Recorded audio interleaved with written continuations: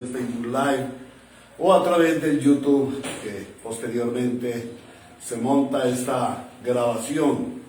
Damos gracias al Señor que nos permite estar esta mañana en su presencia, estudiando la Santa Palabra y meditando acerca de ella. Padre, en el nombre de Cristo Jesús nos acercamos a ti con confianza, con plenitud de fe, por la gracia que tú has derramado en nosotros y el amor que nos has dado para poder venir a la meditación de tu palabra, al estudio de tu palabra. Te damos muchas gracias, Señor, porque has sido bueno y tu misericordia ha sido extendida para con nosotros, tus hijos, al revelarte a nosotros a través de la Biblia. Te damos gracias por el tema que hemos estado tratando, la panorámica del Nuevo Testamento, y te pedimos que pongas en nosotros tanto el querer como el hacer tu buena voluntad y un deseo sincero de aprender la palabra de Dios. En el nombre de Jesucristo nuestro Señor, te pedimos el Espíritu Santo, que es el que nos va a dar la comprensión de la enseñanza. Nos disponemos en tus manos de amor para la gloria de tu nombre. Amén y amén. Bueno, leemos la palabra de Dios en Jeremías capítulo 31, versículos 31 al 33, que ha sido el texto como de fundamento, el texto que nos lleva a este estudio. Dice la palabra así en el nombre del Padre, del Hijo y del Espíritu Santo. Vienen días, afirma el Señor, en que haré un nuevo pacto con el pueblo de Israel y con la tribu de Judá. No será un pacto como el que hice con sus antepasados el día en que los tomé de la mano y los saqué de Egipto, ya que ellos lo quebrantaron a pesar de que yo era su esposo, afirma el Señor. Este es el pacto que después de aquel tiempo haré con el pueblo de Israel, afirma el Señor. Pondré mi ley en su mente y la escribiré en su corazón. Yo seré su Dios y ellos serán mi pueblo. Palabra de Dios. Bueno, como es costumbre, hacemos un breve repaso. Estábamos estudiando el tema de la panorámica del Nuevo Testamento. Está ya la tercera enseñanza. Hemos visto, en primer lugar, estuvimos viendo qué es la introducción. Vimos la introducción, qué es la panorámica del Nuevo Testamento. Luego estuvimos viendo la definición y la descripción de la panorámica del Nuevo Testamento. Posteriormente estuvimos meditando acerca de su necesidad, por qué es necesario meditar en el Nuevo Testamento desde la perspectiva de una panorámica, y entramos a estudiar algunos, y luego entramos a estudiar algunos preliminares importantes, con el fin de tener una correcta panorámica del Nuevo Testamento y aplicando el principio de interpretación bíblica de lo general a lo particular.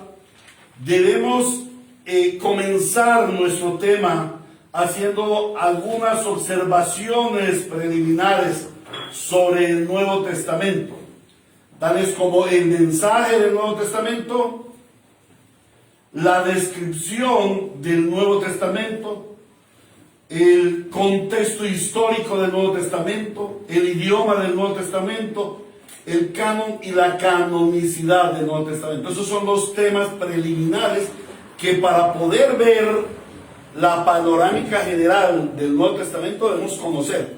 O sea, debemos empaparnos de esto antes de entrar allá a estudiar el Nuevo Testamento panorámicamente. O sea, de pronto lo que estamos haciendo es una panorámica de la panorámica, una visión más ampliada para poder entrar en la panorámica del Nuevo Testamento.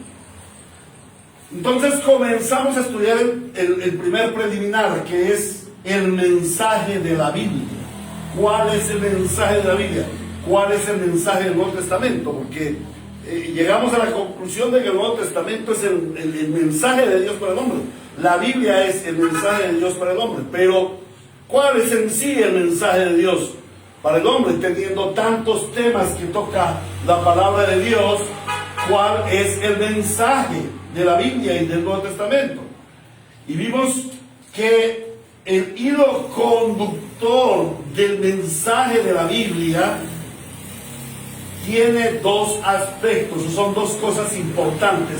La Biblia trae dos el mensaje más importante de la Biblia. Entonces, vamos a anotar aquí el hilo conductor de la Biblia. La Biblia no es un poco de libros desordenadamente dados, sino que tiene un mensaje, tiene un hilo conductor. Entonces vimos que por una parte tenemos la revelación de Dios.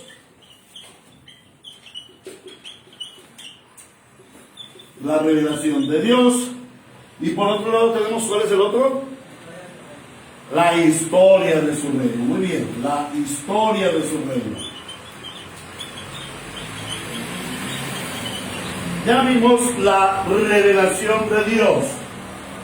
¿Cuáles son los aspectos de la revelación de Dios? Vimos que son 3 aspectos de la revelación de Dios. La revelación de Dios en la Biblia nos toca 3 aspectos. ¿Cuáles son esos 3 aspectos? Su ser, su carácter. Su ser, muy bien. Su carácter y su voluntad. En esto se centra la revelación bíblica. Cuando nosotros llegamos a cualquier texto bíblico, que llegamos a leer cualquier texto bíblico, allí debemos hallar la revelación de Dios. De una u otra forma Dios se está revelando a ti cuando tú abres la Escritura, la lees, la estudias, la participas en un grupo pequeño, o cuando estamos aquí en el culto, en la reunión, en la enseñanza bíblica. Cada vez que abrimos la Biblia, ahí está la revelación de Dios. Y el propósito de Dios al reunirnos a estudiar la Biblia es que le conozcamos. Por eso Él se nos revela. Por eso Él nos muestra su ser, su carácter y su voluntad. Y les hago la pregunta del millón. ¿Y para qué quiere Dios revelarse a nosotros? ¿Cómo? No, porque somos sus hijos se nos revela.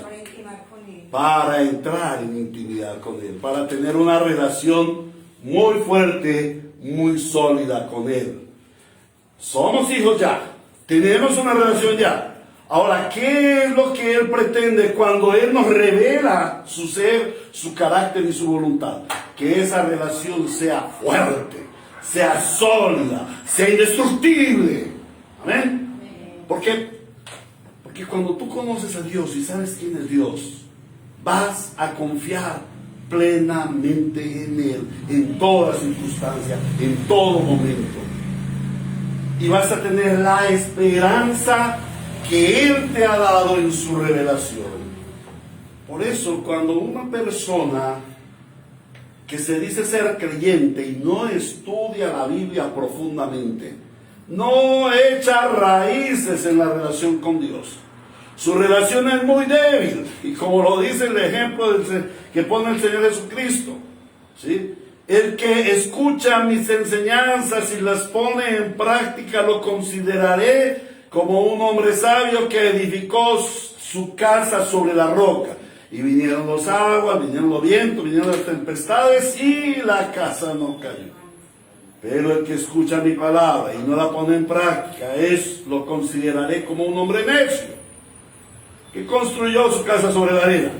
Vinieron las aguas, vinieron los vientos, vinieron las tormentas y la casa se cayó. Por eso es que vemos cristianos caídos, vemos cristianos desechados, vemos cristianos que cada rato pierden su salvación, porque no conocen a Dios de la Biblia, porque no se esfuerzan para meditar en la santa palabra de Dios y conocer al Dios revelado en su ser, en su carácter y su voluntad, para tener una relación estrecha.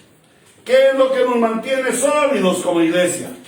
La revelación de Dios en su ser, en su carácter y en su voluntad.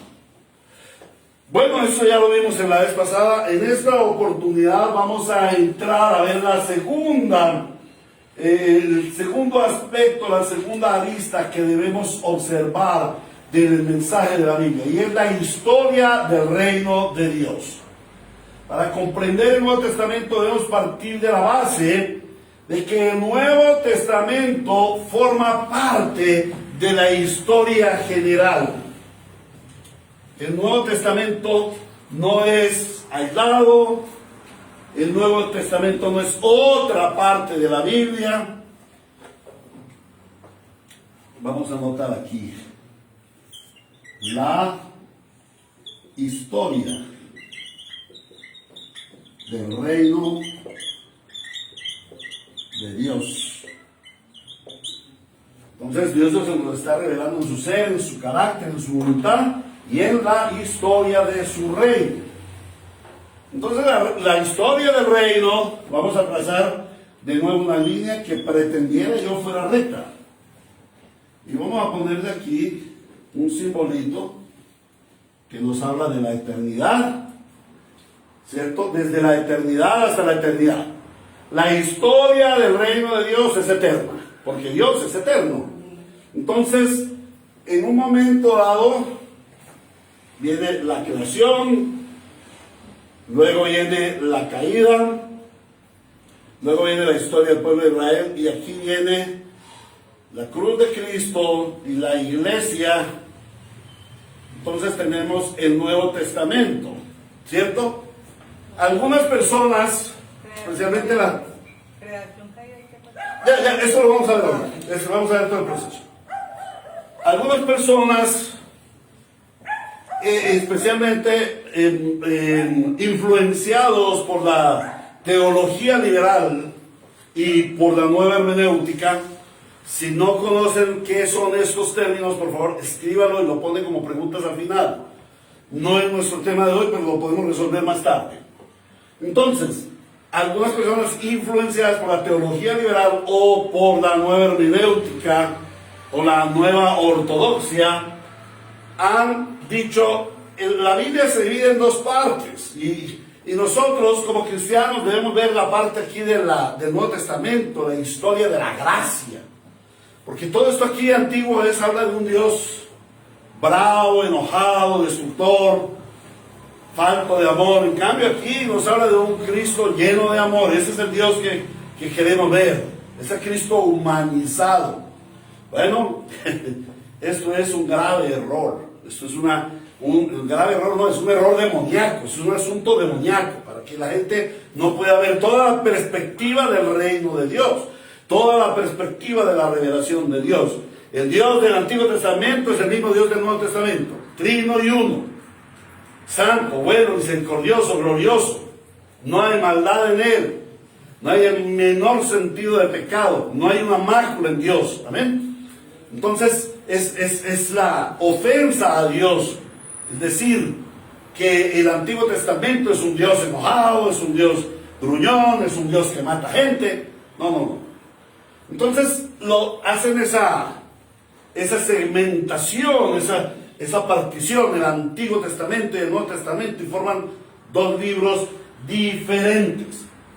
Pero como cristianos bíblicos y de la Reforma, nosotros comprendemos el principio bíblico de toda la Escritura es inspirada por Dios. Es toda la Escritura, no pedacitos. Entonces debemos comprender que el Nuevo Testamento forma parte de la historia general del reino de Dios.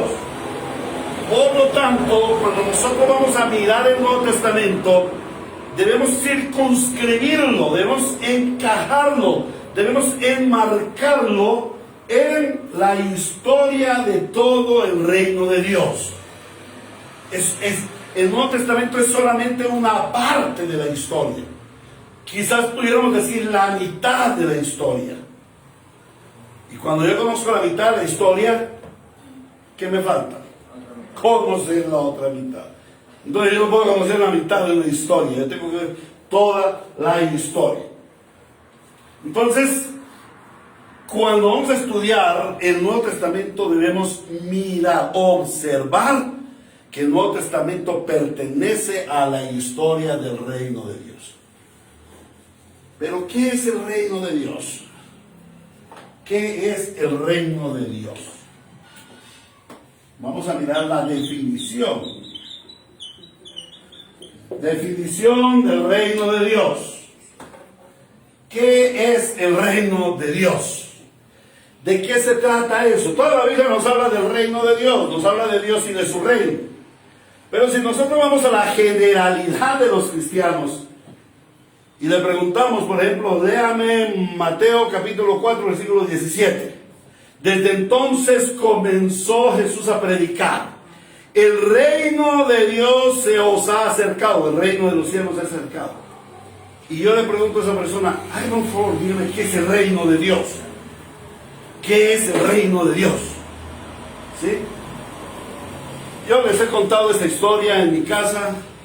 Mi padre, que era un hombre impío, no conocía del Señor, él, cada vez que le servían algo, cogía y se lo comía, y decía la oración supuesta de él era: vénganos en tu reino, ¿no? O sea, todo lo que le diera era: vénganos en tu reino. Para él el reino de Dios era todo lo que le diera, todo lo que le llegara. Esa era su interpretación del reino de Dios. ¿Cuál es la interpretación del reino de Dios de los cristianos? La gran mayoría de cristianos ni siquiera saben, ni siquiera conocen qué es el reino de Dios. Son hijos del reino, esperamos el reino venidero, tenemos filialidad con el reino, Dios es nuestro rey, Cristo es rey eterno, pero no sabemos qué es el reino de Dios. Entonces tenemos que definir qué es el reino de Dios. ¿Qué es el reino de Dios?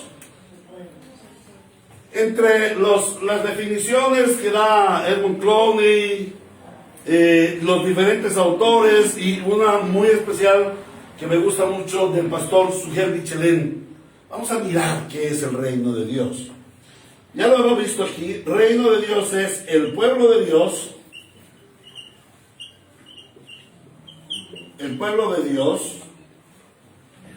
bajo el gobierno de Dios, bajo el gobierno de Dios. Claro, porque si no hay el gobierno de Dios, entonces, ¿de qué se va a tratar el reino? Un reino es un asunto de gobierno.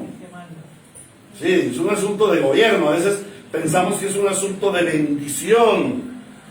Nos sentimos muy chéveres, todo muy especial.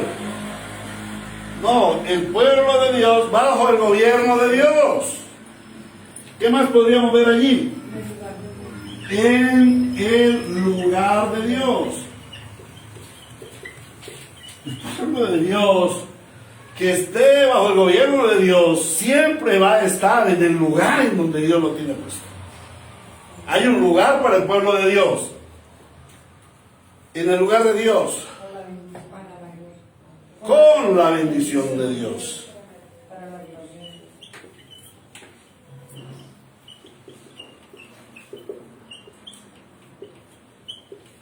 El pueblo de Dios, bajo el gobierno de Dios, en el lugar de Dios, con la bendición de Dios, pero todo esto tiene un propósito final, y el propósito majestuoso y central, para la gloria de Dios.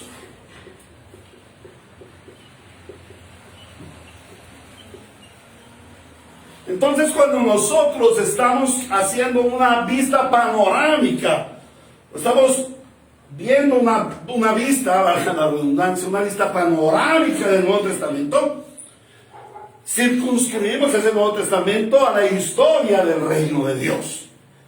¿Y qué debemos ver en la historia del reino de Dios en el Nuevo Testamento? ¡Ay, cómo Dios me bendice!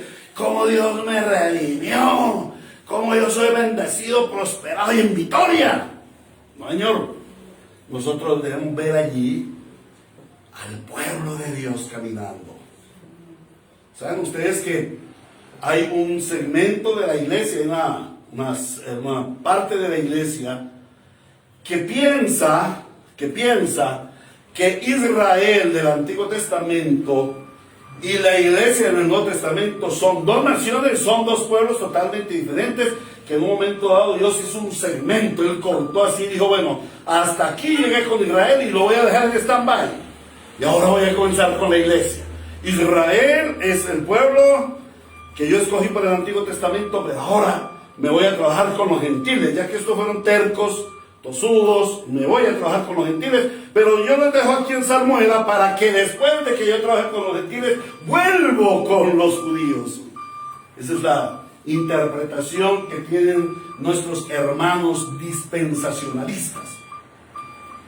En nuestra teología, nosotros somos amilenaristas. En nuestra teología, nosotros vemos el pueblo de Dios como una historia.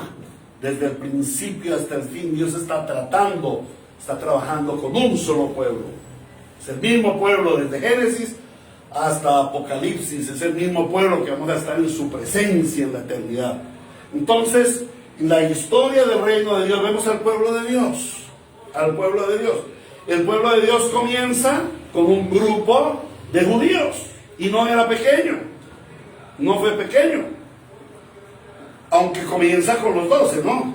Y luego con los 120, y luego sigue con los 3000, y luego con los 5000, y luego las multitudes.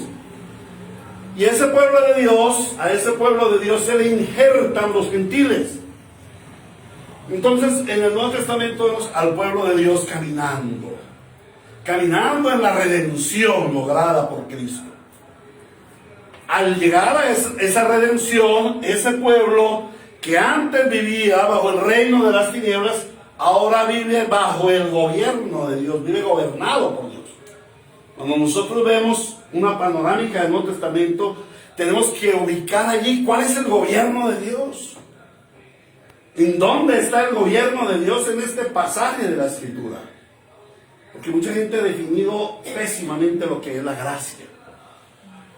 Luego vemos a la iglesia en el lugar de Dios. Entonces la gente dice, en el Antiguo Testamento el pueblo de Dios tenía la tierra prometida, era una nación que tenía una tierra definida. ¿A dónde está la iglesia de Dios? En el lugar, perdón, ¿a dónde está el pueblo del Nuevo Testamento? En el lugar de Dios. ¿Y cuál es el lugar de Dios? ¿Cuál es el lugar de Dios? La iglesia. La iglesia. Y como dice la hermana, su presencia, el lugar de Dios es su presencia. ¿Y dónde está la presencia del Señor? En la iglesia. Luego vemos ese pueblo caminando bajo el gobierno de Dios, en el lugar de Dios, que es el pueblo bendito. Siempre tenemos que leer las Escrituras, siempre tenemos que leer ese Nuevo Testamento como una revelación de la historia de un pueblo bendecido, no un pueblo llorón, un pueblo quejumbroso, un pueblo empacado en una urnita de cristal. No, aquí el pueblo de Dios vive en la bendición de Dios. La iglesia es el pueblo bendecido de Dios. Esta mañana lo orábamos. ¡Qué bendición poder entrar en su presencia por los méritos de Cristo! Es un pueblo bendecido. Ahora no dejamos de ver otra generalidad de la historia del pueblo de Dios. La iglesia es un pueblo triunfante, pero también es un pueblo militante. Es un pueblo que está en la lucha. Como pueblo de Dios, bajo la bendición de Dios, estamos en una contienda espiritual. Y luego vemos que todo esto se da, o esta historia del pueblo de Dios tiene un objetivo: la gloria de Dios. Entonces, cada vez que vamos a estudiar un libro, un pasaje, un texto del Nuevo Testamento, tenemos que contemplar cómo se circunscribe este texto con el mensaje que nos está dando el Señor, de que somos el pueblo de Dios, bajo el gobierno de Dios, en el lugar de Dios, con la bendición de Dios, para la gloria de Dios. Algunos de ustedes, si el Señor lo permite, van a ser pastores, van a ser maestros, y cuando están preparando su sermón, un sermón sea del Antiguo, sea del Nuevo, nosotros tenemos que circunscribir ese pasaje que estamos meditando, a que ese pasaje forma parte de la historia del reino de Dios. y que debe tener todos estos elementos: el pueblo de Dios, bajo el gobierno de Dios, el lugar de Dios, con la bendición de Dios, para la gloria de Dios. ¿Puedo borrar? Sí. Ya hemos visto la definición, espero que ustedes la tengan allí anotadita, porque ahora vamos a ver cómo se desarrolla esa historia. Esa historia no comenzó en Mateo capítulo 1, versículo 1. De hecho, Mateo capítulo 1, versículo 1 nos remonta al tiempo antiguo. Nos remonta a Abraham. Y luego Lucas nos remonta a antes, a Adán. Pero Juan nos remonta antes de la fundación del mundo. ¿Cierto? Entonces la historia del reino, como lo escribí ahorita, es del eterno, desde el eterno hacia el eterno. Y ahora les hice la línea de manera horizontal, ahora lo voy a hacer de manera vertical. Y de nuevo voy a escribirlos. Desde el eterno, desde la eternidad hasta la eternidad. Entonces lo primero que tenemos que ver es que es un reino eterno.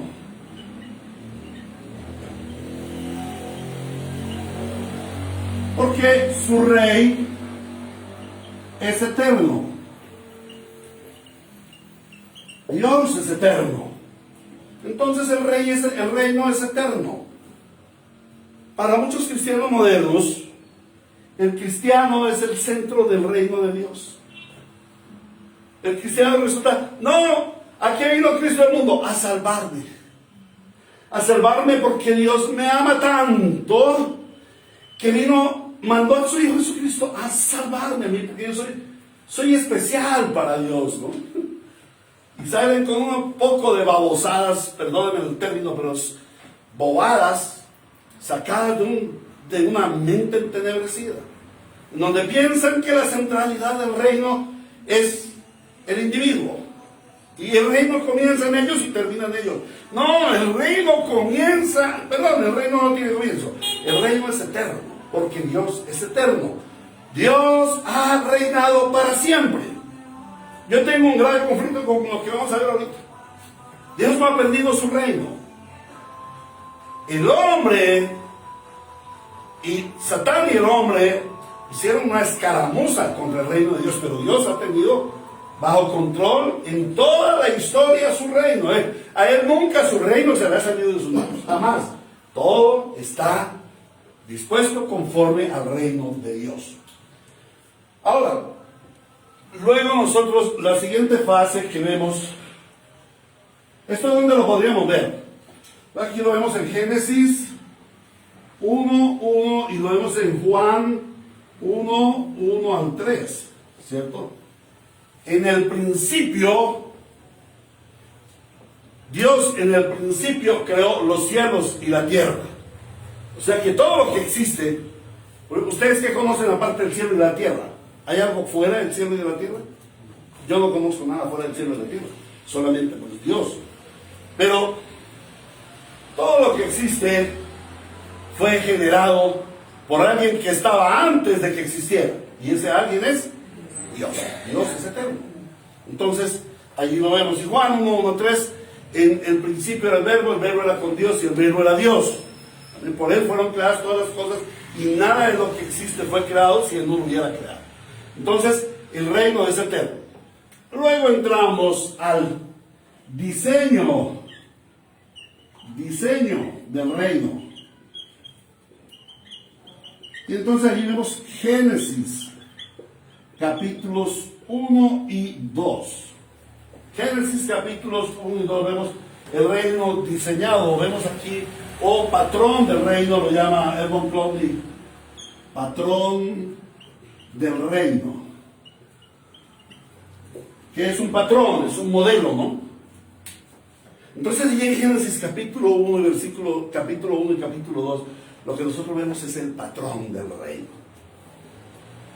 Como lo hemos visto anteriormente en Génesis, la gente busca como comprender cómo fue que Dios hizo las cosas y esto y lo otro, pero en realidad lo que el Señor nos está mostrando es cómo diseñó Él su reino. Cuando nosotros vamos al Nuevo Testamento, queremos estudiar el Nuevo Testamento, frecuentemente tenemos que irnos a Génesis.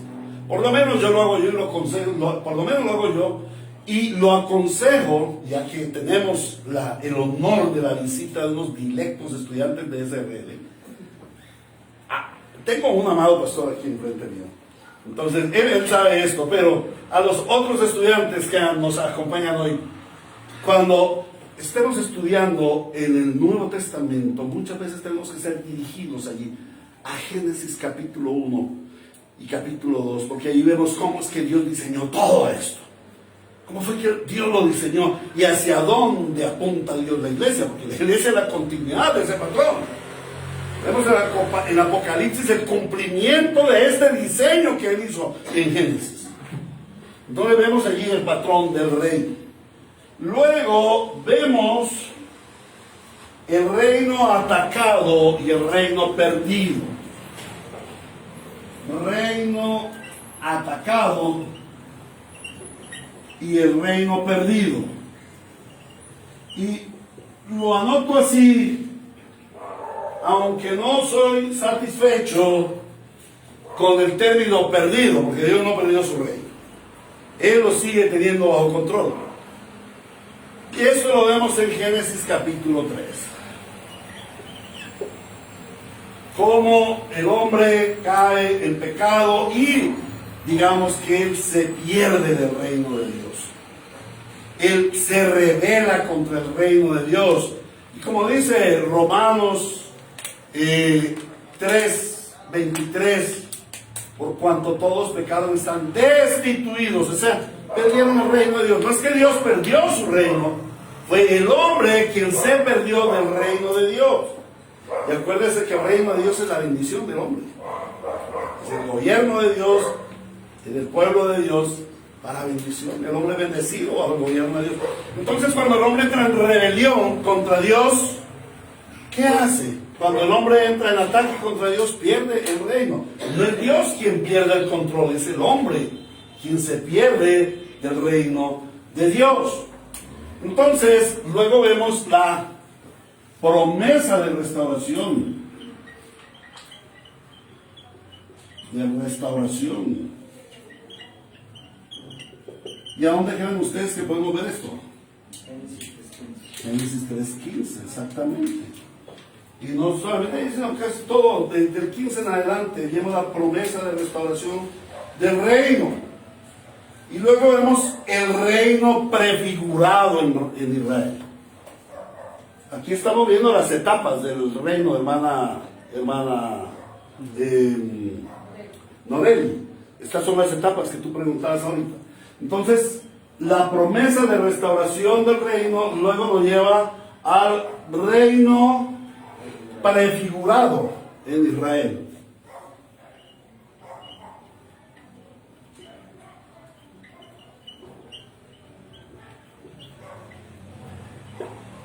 ¿Y por qué el reino es prefigurado en Israel? Porque luego todo el Antiguo Testamento, a partir de Génesis 3 hasta Malaquías, nos está hablando de una sombra, de un tipo, de una figura. ¿Quién es esa figura preeminente? Jesucristo, el Señor. Todo en el Antiguo Testamento apunta a ese rey que vendrá a reinar sobre Israel, el pueblo de Dios, que reinará con poder y con justicia, con santidad. Entonces nosotros vemos la promesa, vemos el reino prefigurado en Israel. Aquí hay una figura previa a lo que va a ser el reino. ¿Y qué características tiene ese reino prefigurado? En primer lugar vemos Egipto. Vemos la promesa de formación del reino. Entonces vemos la promesa. Entonces aquí vemos, lo primero que vemos es el pacto con Abraham. Allí en el pacto con Abraham el Señor promete que va a formar un reino. que de su generación saldrán naciones y pueblos, y allí está prometiendo la formación de un reino. Luego vemos Egipto.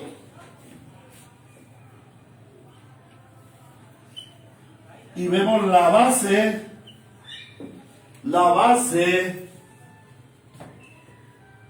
del reino de Dios, el pueblo base del reino de Dios. Y el pueblo base del reino de Dios.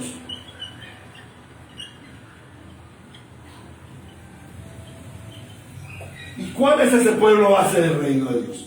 Le ruego el favor de que vayamos a Deuteronomio, capítulo 6, versículo 7. Amado Mauricio, por favor, nos lees Deuteronomio, capítulo 6, versículo 7.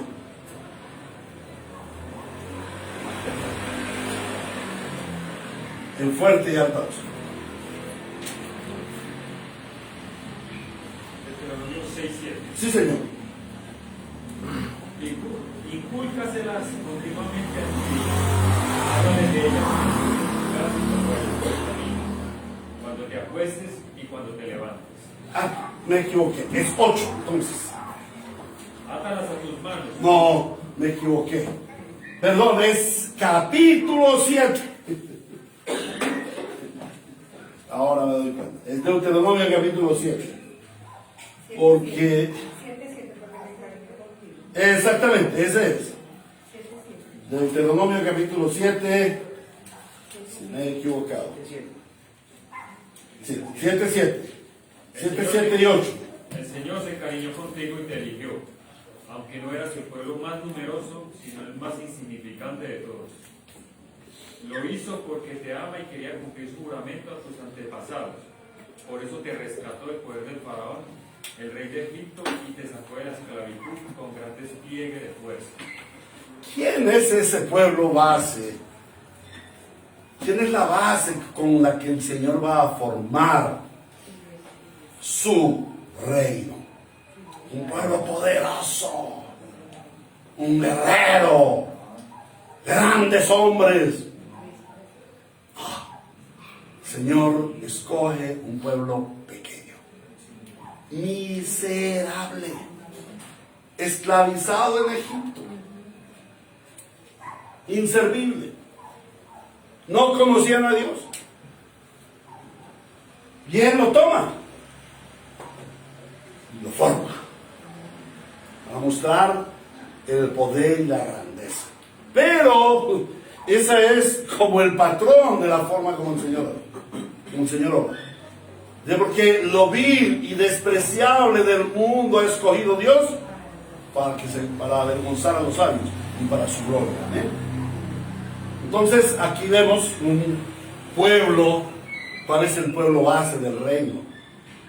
Cada vez que entramos en orgullos, en despliegues de poder personal, podemos ver que no estamos bajo el patrón, bajo el modelo que el Señor diseñó. Un pueblo base del reino, un pueblo humilde, pequeño, simple, para que de Él sea la gloria. Luego nosotros vemos el rescate, la figura del rescate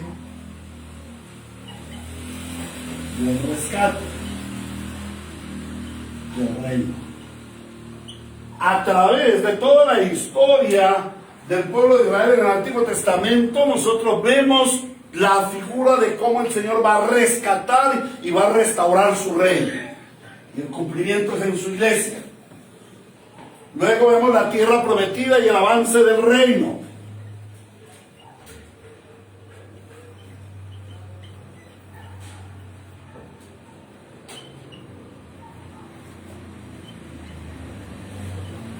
Recordamos que el Señor le hace una promesa, ¿sí? Le hace una promesa a Israel, que lo va a llevar a una tierra prometida, una tierra donde fluye leche y miel. Y el Señor, ¿para qué se le antoja llevar a este pueblo a la tierra prometida? ¿Por qué lo quiere llevar él a la tierra prometida? Para que su pueblo avance su reino. La idea de Dios para con el pueblo de Israel no es para que ellos fueran los duros, para que estuvieran esplendorosos como durante el reino de David y Salomón. No. El Señor quería que su nación Israel avanzara el reino de Dios. Y aquí es algo bien importante que se nos olvida frecuentemente a los cristianos. Nosotros estamos en una contienda de reinos, no somos espectadores.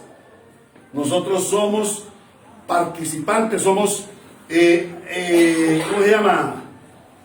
Protagonistas de esa lucha del reino. Israel quiso ser como chévere de vivir en el reino. Aquí estamos en nuestro clubcito bacano. Pero ellos no le prestaron atención a que el propósito de Dios con Israel era que su reino avanzara. Y por esa razón ellos cayeron en pecado. Luego vemos la estructura del reino,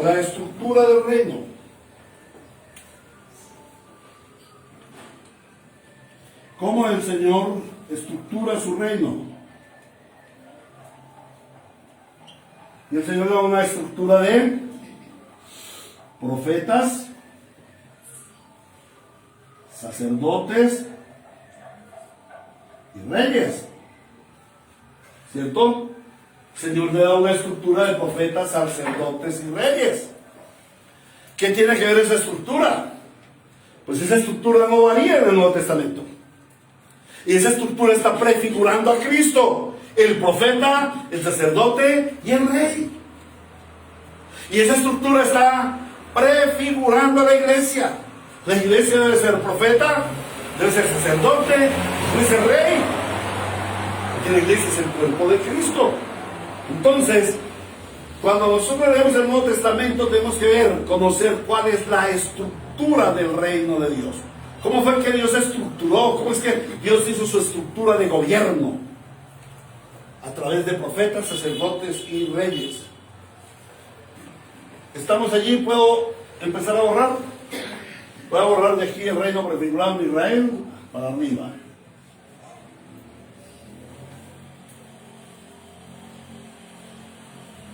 ¿Estamos comprendiendo la historia del reino de Dios, hermanos?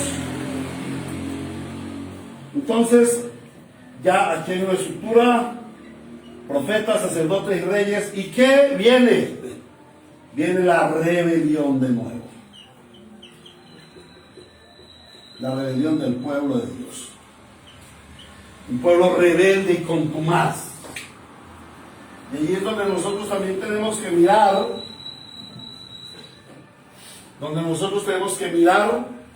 A la iglesia. Y nosotros vemos en el reino de Dios en el Antiguo Testamento cómo el Señor castiga a Israel. La pregunta es, ¿será que ese castigo no viene al pueblo de Dios? A la iglesia en nuestros tiempos, en nuestras rebeliones contumaces. Tenemos que mirar eso. Este pueblo de Dios fue privilegiado, pero hizo gran rebelión. ¿Y cómo está la iglesia hoy en día? ¿Qué tenemos que mirar en el Nuevo Testamento sobre el reino de Dios? Que fue aplicado sobre el reino de Dios en el Antiguo Testamento. ¿Acaso Dios cambió de idea? ¿Acaso Dios es variable? No, Dios es el mismo ayer, hoy y por los siglos. El patrón sigue siendo el mismo. Pero como dice Corintios, dice el apóstol Pablo en Corintios, todas estas cosas se escribieron para que nosotros no caigamos en lo que ellos cayeron. Por eso debemos estudiar tanto la Escritura, para conocer qué pasó allá y que nosotros no repitamos la historia. Esa es la razón por la cual nosotros tenemos que mirar la perspectiva de la historia del reino de Dios, porque el pueblo que no conoce su historia está condenado a repetirla. ¿Por qué el pueblo de Israel cayó en rebelión? Porque no conocía su historia, porque se alejaron de la palabra de Dios. Como lo dice Oseas, ¿no? Mi pueblo se ha perdido por falta de conocimiento. Entonces viene la rebelión del pueblo. Y ya hemos visto el reino prefigurado en Israel. Aquí termina el pueblo prefigurado de Israel. Entonces vemos el reino profetizado. Siguiente paso aquí. Reino profetizado. Anunciado.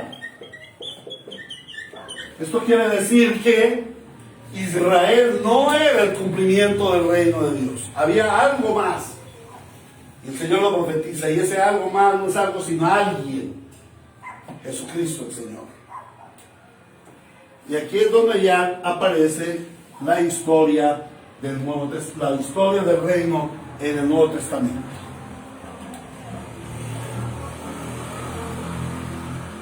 La historia del reino en el Nuevo Testamento.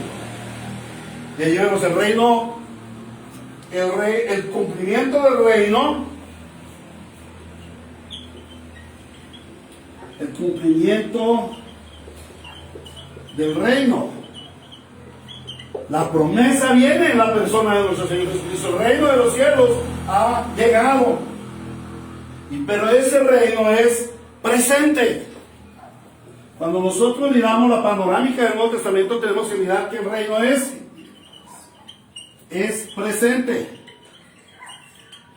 La iglesia es el reino presente. Nosotros tenemos que mirar estos tiempos como el reino presente. Pero no solamente como el reino presente, sino el reino recuperado. El reino es recuperado. Ese reino perdido allá en Génesis 3 es recuperado. O sea, el hombre es traído de nuevo a ser súbdito del reino. Pero no solamente el reino es presente y es recuperado, sino que es un reino delegado. Un reino para avance. Entonces es donde nosotros tenemos que mirar qué oficio desempeñamos nosotros. Somos un reino, estamos en un reino en donde tenemos una gran delegación. Vayan y hagan discípulos de todas las naciones, dice el Señor. Predíquese este evangelio en todos los rincones del mundo. Lleven la presencia de Dios a todo lugar. Y esta señal le van a seguir a los que creen en su nombre. Amén. El reino es un reino presente, no es un reino a futuro. Y yo creo que el 90% de los cristianos de hoy en día piensan que el reino de los cielos será futuro. Algún día vendrá el Señor y reinará. Y entonces, reinará sobre mi pecado. Bueno, eso es lo que menos piensan. Reinará sobre mis finanzas. Porque yo tan pobre, siempre ando mal. Con tanto sufrimiento, con tanta enfermedad. Algún día vendrá el Señor en su reino. No, el reino es presente. El reino es para vivirlo. Pero no solamente para vivirlo, sino para avanzarlo. Para avanzarlo. Si no avanzamos el reino, estamos perdidos. Luego viene, ya entramos a la pregunta, luego viene el reino proclamado. Y esto es el libro de los Hechos, cómo se predica el evangelio, y finalmente vemos el reino perfeccionado. El reino absoluto. Apocalipsis. Es el reino perfeccionado, donde se cumple todo. Muy bien. Apocalipsis 12:10. ¿Lo pueden leer, por favor, Henry?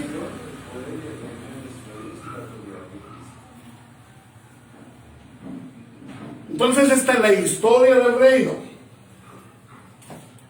Y eso es lo que debemos ver cuando estamos mirando el Nuevo Testamento. Cuando lo miramos desde una panorámica, la historia del reino pertenece a todos esos anales y también pertenece a toda esa proyección. Amén.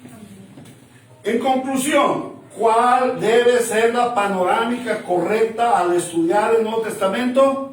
¿Cuál debe ser la actitud correcta cuando estudiamos, cuando analizamos el Nuevo Testamento? Debemos mirar, allí debemos contemplar la revelación de Dios en su ser, en su carácter y en su voluntad, y la historia de su reino. ¿Por qué? Porque este es el principal mensaje del Nuevo Testamento para nuestras vidas. Este es el principal mensaje de la Biblia para nuestras vidas. La revelación de Dios en su ser, su carácter y su voluntad, y la historia del reino, para que no la volvamos a repetir. Amén. Oremos, hermanos. Amado Dios y buen Redentor, gracias, Señor, que nos has permitido en esta mañana meditar en estos aspectos de la historia del reino de Dios, ver una panorámica de la historia del reino de Dios, para ajustar la panorámica del Nuevo Testamento a esa historia del reino de Dios, y comprender el Nuevo Testamento desde la perspectiva de la historia del reino de Dios.